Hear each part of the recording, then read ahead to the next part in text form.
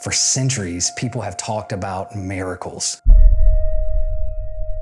Many religions believe in a higher power. Others use natural resources, modern medicine, meditations, and a wealth of other things. I believe there's truth in all of these methods. When I first met Kyle Daigle, I have to be honest, I really didn't understand what he actually meant to so many people. He's a chiropractor by trade, but he's really so much more. The way he walks into a room and lights up, the way he interacts with his staff, and of course, the way he provides so much hope for the people that he helps. While he walked us around the clinic and introduced us to some of his tools and things he used to treat his patients, I couldn't help but think of Star Trek and other sci-fi movies. What I learned about Kyle is miraculous, and what he means to people is so important.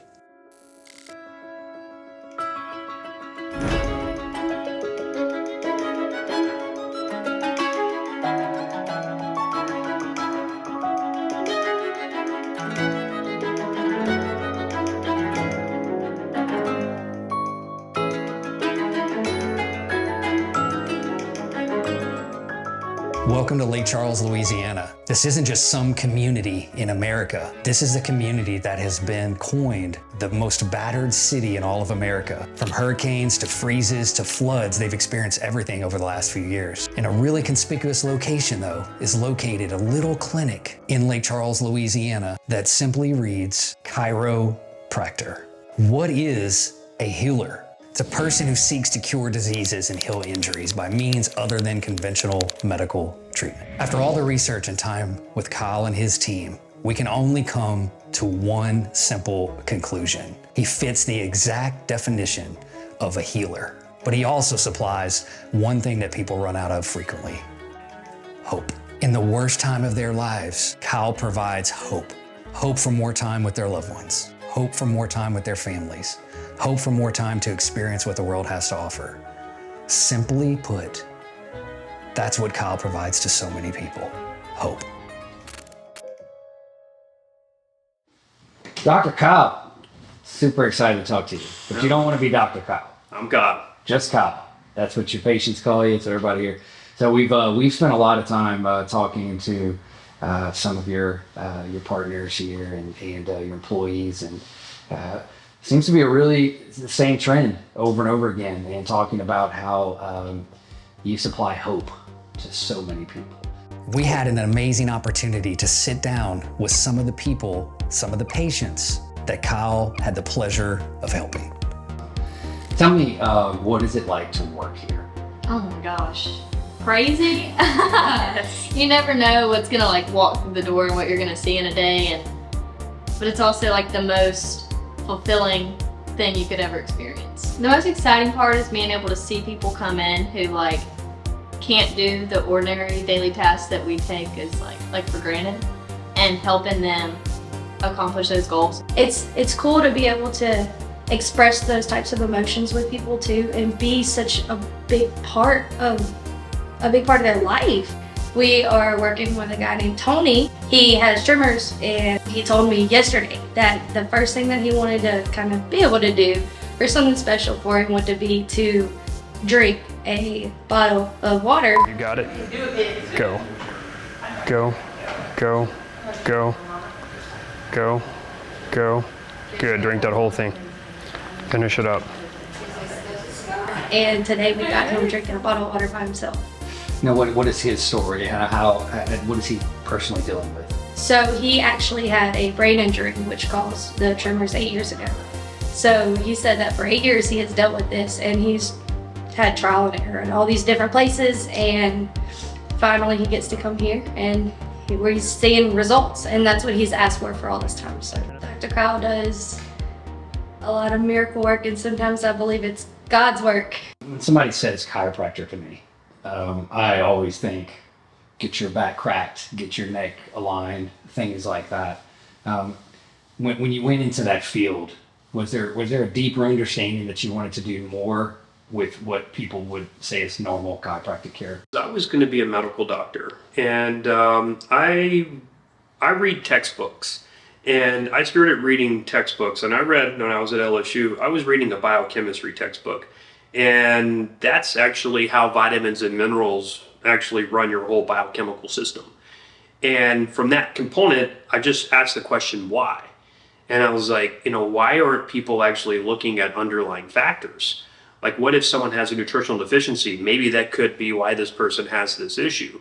I learned about Dr. Kyle because I go to Palmer College of Chiropractic, and when it came time to pick an intern, a preceptor, I just went through the database, and his name was in it. Never heard anything about him, had no idea this place even existed or that there was even any reason people from all over the world would travel to Lake Charles.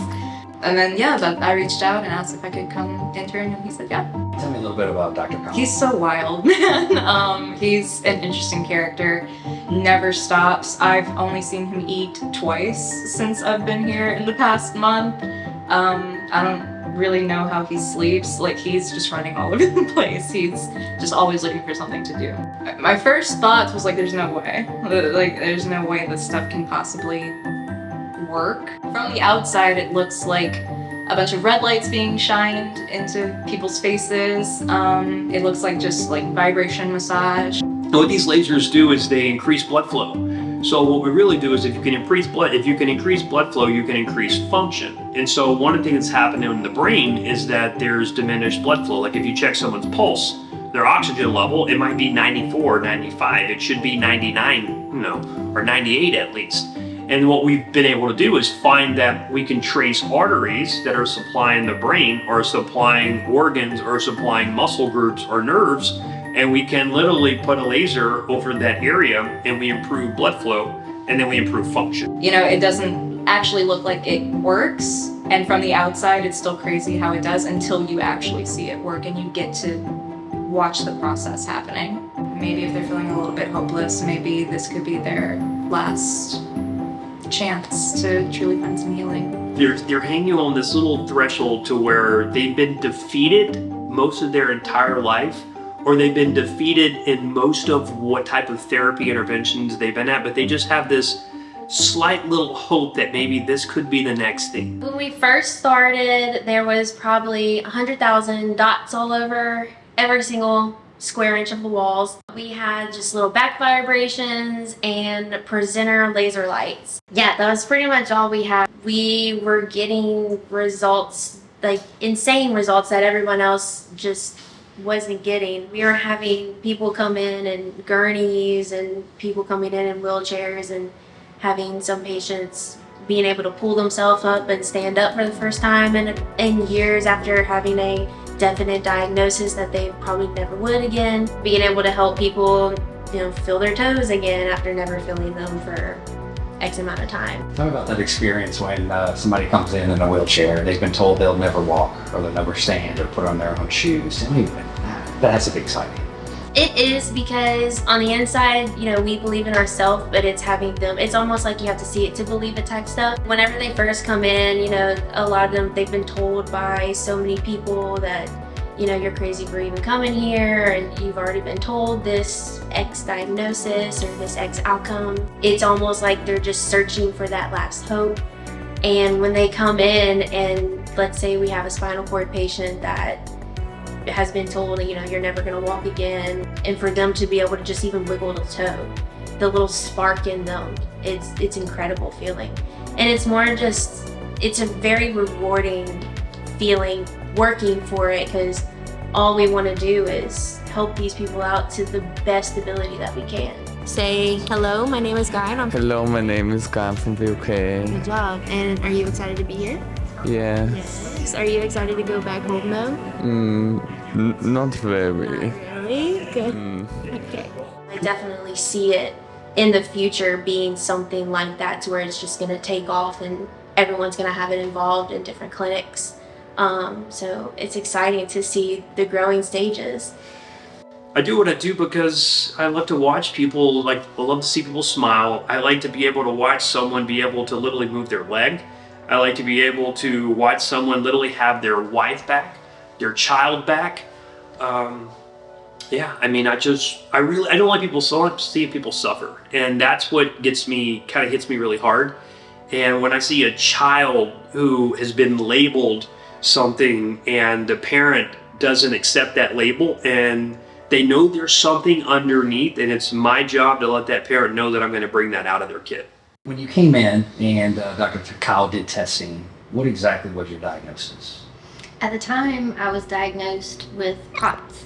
And what was happening was, as long as I was lying down, my heart rate, I felt fine. I wasn't dizzy. But the second I would sit up in bed, I would immediately get dizzy. And upon standing, my heart rate would go up, extremely high. For me, it would go into the 170s, sometimes 180s. It got to the point where my entire left side of my body went numb. Felt like I was having a heart attack. The whole time, Trey's like, we need to go see Kyle.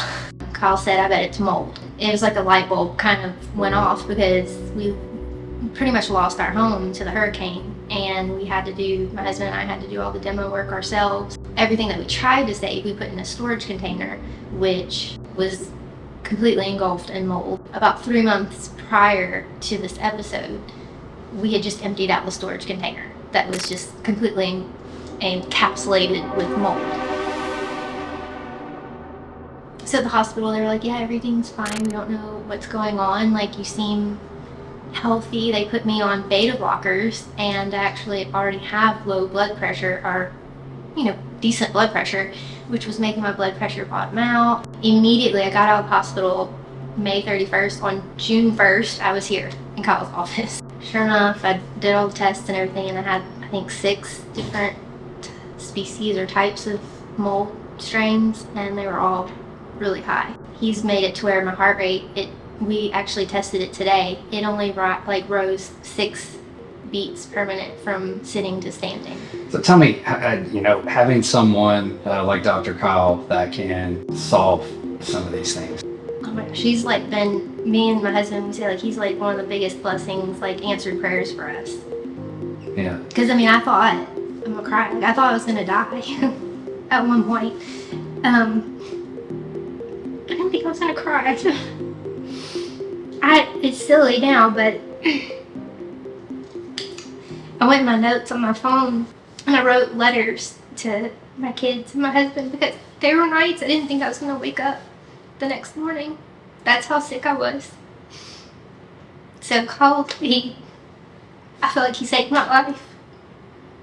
What would you tell anybody else that sees this, that has maybe some of the similar conditions or some of the similar symptoms? There is success, there is hope, because you can be healed from it. You have saved people's lives. Yes. Yeah, I'd say, I have a really cool case that I got this call one day, and it was a kid's father. And the kid's dad tells me, he says, my son has 48 hours to live. And he's like, would you be willing to take this child on? My kids, and I'm like, yeah, absolutely, I'll take him on. And he's like, look, this is a severe case. He's like, this kid's gonna die. And I'm like, yeah, I think I can probably be able to do something. I was like, what are the expectations? He goes, he wants to make it to his birthday. I was like, how long is that? He goes, it's next month. I'm like, what kind of condition? He goes, oh, they literally told us he's gonna die in 48 hours. So I have an amazing team. I take no credit. I give it all to my team. My team is unbelievable. And so I get my whole staff together. I'm like, all right, guys, they're going to send us this kid. They give him 48 hours to live. We're going to help him out. And so my team's like, you're crazy. And I'm like, I'm always going to take typically a lot of wild cases on. Yeah, I get this kid. And first thing I asked him when I got him was, what is our expectations, our goals? And that's kind of my big thing with everything I work with. I want to know, if you're going to come see me, tell me what you really want. And he's like, look, I really just want to be able to make it to my favorite holiday, which was Thanksgiving, and he wanted to make it to his 17th birthday. And then I made this kid literally sign an autograph, because I'm like, look, what you're going to do is you're going to sign this piece of paper for me. He said, why? And I was like, because you're going to make it. He goes, you believe so? I'm like, do you think you could do it? He said, I think I could do it. I'm like, look, if you believe it, then I believe it. It's just, we're gonna make it happen. And the dad's kind of looking at me, and I'm like, look, hey, he thinks he's gonna do it. I'm willing. I'm gonna do everything I can. I was like, I'll be up here all night long if I have to. And guess what happened? This kid made it to his 17th birthday. He made it to Thanksgiving, and he did pass. But the cool thing is that I had 48 hours to live. or given to live, and then we were able to push it back over a month. One thing that you can't replace is time, but also we're called as a people to help other people, and so what you're doing is incredibly important. Raising children is incredibly important too, being with your family, but it's just great that you have a support system that understands the importance of what you're bringing to not just Lake Charles or Louisiana, the whole world. Sounds like a movement. I'm incredibly impressed with what you built. And I think, saving people's lives, healing people it's a gift, and it's something that you obviously do very well. Yeah, well, hey, every day my affirmation is to just be a vessel. And I think that's probably one of the reasons why that I've made the success that I have, is that I'm just here witnessing. That's awesome.